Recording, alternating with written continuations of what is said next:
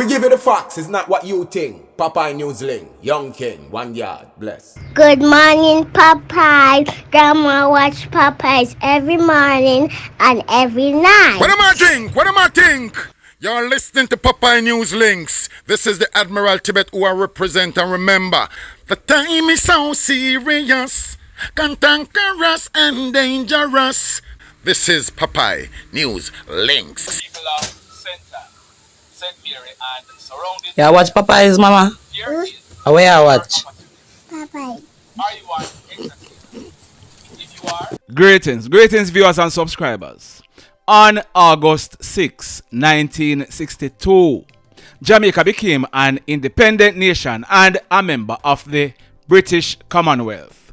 Jamaica, in becoming an independent nation, it meant that Britain no longer controlled the affairs of the country. It was now the responsibility of the newly elected Prime Minister and the locally elected cabinet. A happy Independence Day, Jamaica, and all Jamaicans. Enough respect. In the news today, this one took place early yesterday morning, Tuesday, August 5, about 3:30. It took place at the Seahorse Rider Hotel Inn on Port Henderson Road in the Portmore area of St. Catherine. Reports are that the receptionist in her late 30s and the unarmed security guard in his mid-60s, they were at work at the hotel when two hoodlums entered. They pulled guns and proceeded to rob the security guard and the receptionist of their cell phones and over 50,000 Jamaican dollars in cash. The hoodlums, they then made good their escape. Over in Montego Bay, this one took place late Monday afternoon, August 4, about 6:15. It took place at Fono Fashion on Barnett Street. Our information is that the store manager, who is from India, and other employees, they were at the store when two hoodlums entered. One was armed with a gun. The hoodlums, they took down the persons in the store and proceeded to thief the tablets and cell phones from the showcase valued at over $500,000 Jamaican dollars. The hoodlums, they then made good their escape. Just like that. In this next report, now, if you look on your screen, the husband/father's name is David Lee. He was 44 years old. The wife/mother's name is Brenda Smith Lee. She was 45 years old. The son's name is Trevor Lee. He is 14 years old. They lived in the Middleburg area of Florida in the United States of America. Now, if you look to the left of your screen, on March 18, 2019, when Trevor was only 7 or 8 years old, Brandi, she made that post on Facebook. She said, "This little boy gives me pure hell. Everything I did to my parents, I'm getting back times 10. You all keep us lifted in prayer." Well, whatever Brandi was going through when their son was only 7 or 8 years old, it came to an end late Monday night, August 4, shortly to 12 midnight. I want you to look and listen to this press conference. Listen this. Good morning, Sheriff Michelle Cook here from Clay County, and I am here this morning to report some just terribly tragic news. Just after midnight this morning, our 911 communication center received a call from a young man who stated he had just killed his parents.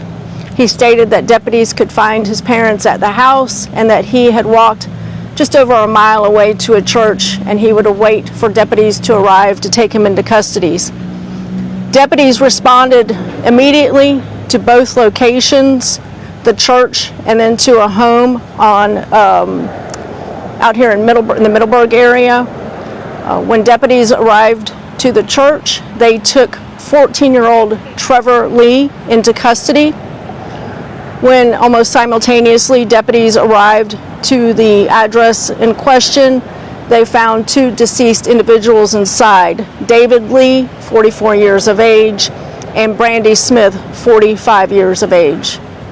Both of the deceased appeared to have gunshot wounds. Based upon our preliminary investigation, and we're still very early in this investigation, it appears that there was some sort of domestic argument last night between Trevor Lee and his parents, and that this shooting culminated from that argument. This does appear to be an isolated incident, and we have no further threat to our community at this time.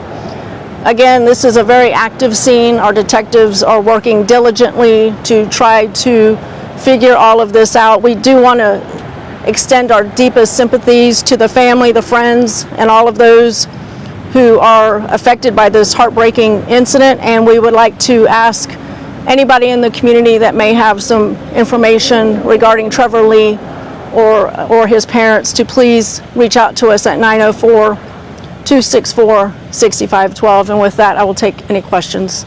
Did the teen have any prior mental health history, anything like, visiting the guidance office at, school, or any therapy, any Baker Acts? That we're looking into that. That's going to be part of the investigation. You think about this just happened at midnight last night, just after midnight, and we're here early Monday morning. So all of that is going to be looked at. His history at school, any previous contacts, we don't know right now, but that'll be part of the investigative process.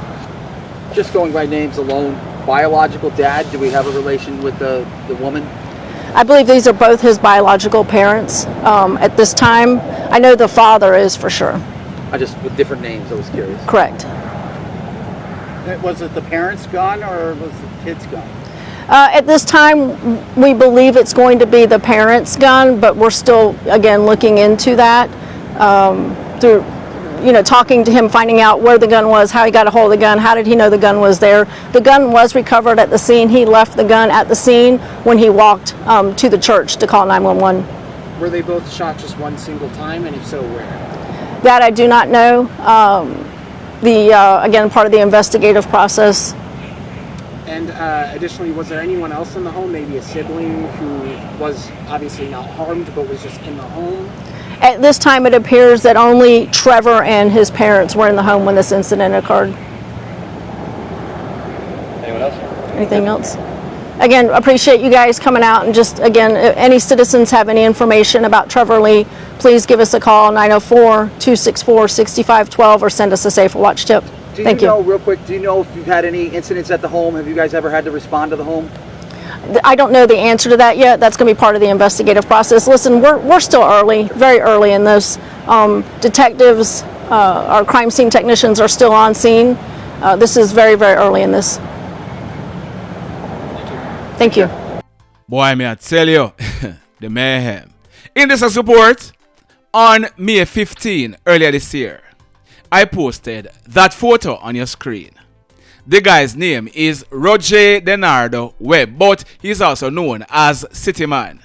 He's from Garden in the White House area of Westmoreland. I told you that Rojay, he was on the Westmoreland Police Most Wanted list, and this was the third time around he was being placed on the list.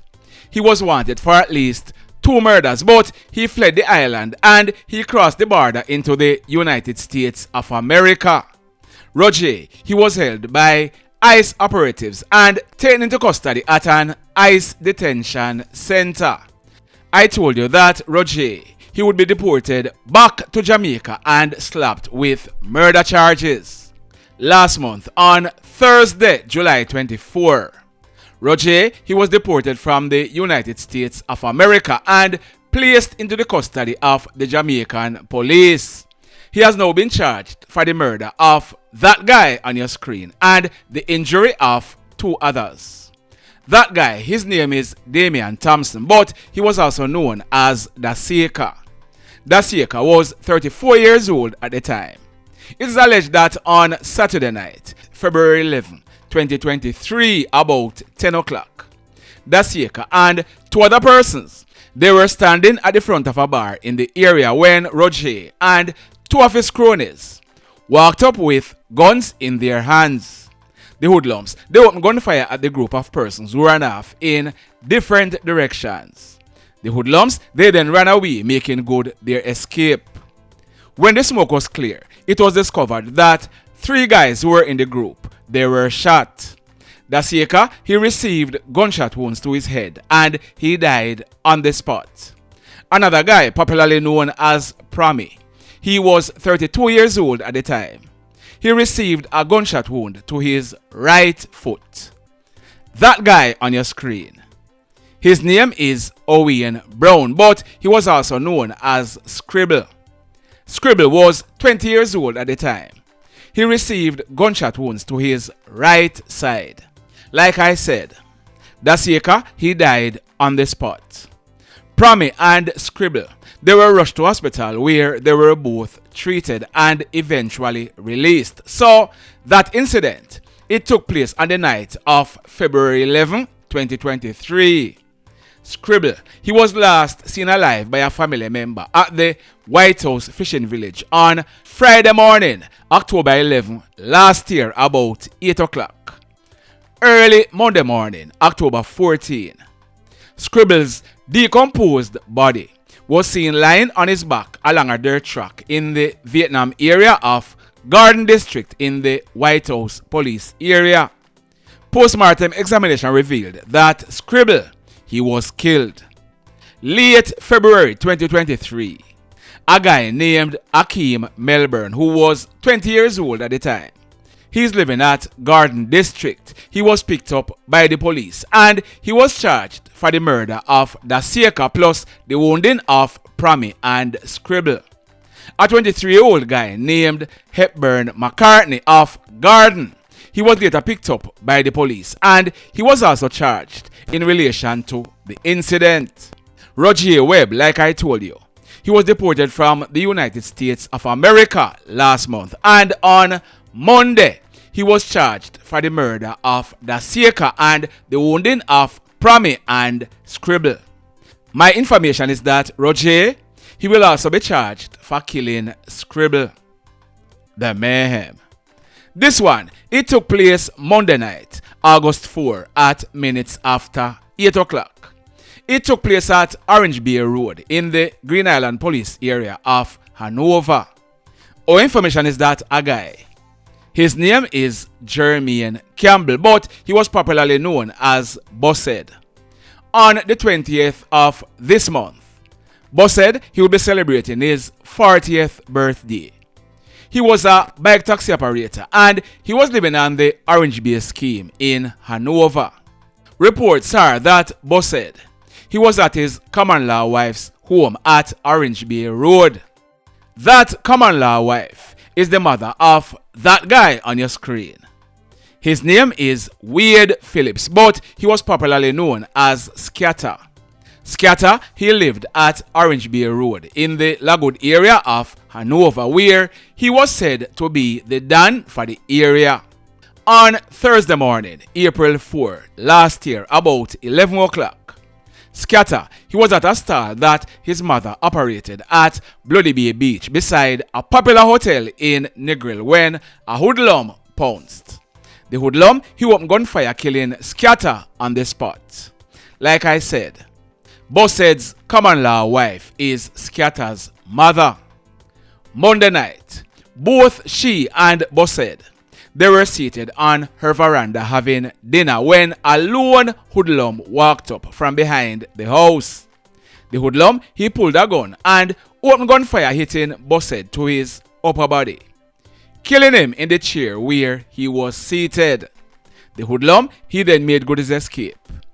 The police, they were called, and when they processed this crime scene, 7 9mm spent shells were recovered from the scene. The mayhem. So let me ask you something. Let me ask you something. Have you hit on the love button as yet? If you have not yet done so, remember to hit on it. Also, if you are over here watching our videos and you have not yet subscribed, hit on the subscribe button as also. Hit on the notification bell. Then click all so that whenever we drop a new video, you will be one of the first to be notified. In the final report for today, this one took place Monday night, August 4, about 9 o'clock. It took place along Crooked Street in the Falmouth area of Trelawney. Our information is that a guy. His name is Leo Graham, but he was popularly known as Lion or Rebel. He was 46 years old and he lived in the Falmouth area of Trelawney. Our information is that from about 6 o'clock Monday afternoon, Lion, he was sitting in a chair on the sidewalk along Crooked Street. He sat in the chair and he was talking to two guys for about 3 long hours. About 9 o'clock, one of the guys got up from beside Lion, went across the road to a shop where he bought a cigarette. The guy, he then exited the shop and he lit the cigarette. He was walking back towards Lion when he pulled a gun from his waistband and opened gunfire, hitting Lion to his neck and the left side of his chest. The hoodlum who shot Lion and the other guy who was seated beside him, they both ran away towards the Falmouth bus park, making good their escape. Lion, he died on the spot. We are told that when the police processed this crime scene, 3.40mm spent shells were recovered from the scene. The mayhem continues. Blessed love, everybody. Tell a friend for tell a friend for tell a friend about Popeye Newslink and PNL Blog TV. Like, subscribe and share. Quicksilver sing, if we just unite, what a country this will be. If we just unite, Jamaica live in unity.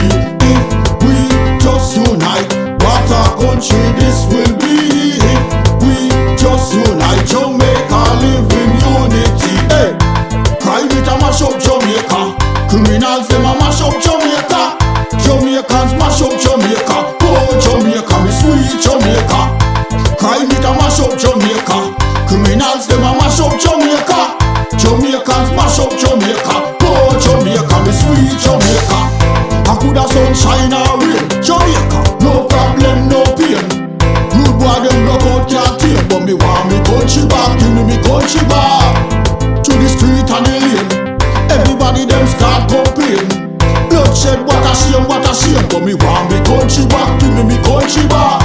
Crime it a mash up Jamaica. Criminals them a mash up Jamaica. Jamaicans mash up Jamaica. Oh Jamaica, me sweet Jamaica. Crime it a mash up Jamaica. Criminals them a mash up Jamaica. Jamaicans mash up Jamaica. Oh Jamaica, me sweet Jamaica. Jamaica, Jamaica, the land of the sun. Jamaica become now the land of the gun. East and north and south when me turn. Country and town, man a pay blood a run. Murder, don't you baby me hear them a murder. Cut it out, tell them no gonna further. Man a dead like cans and bird, yeah. Who no listen them a word, yeah. Crime it a mash up Jamaica.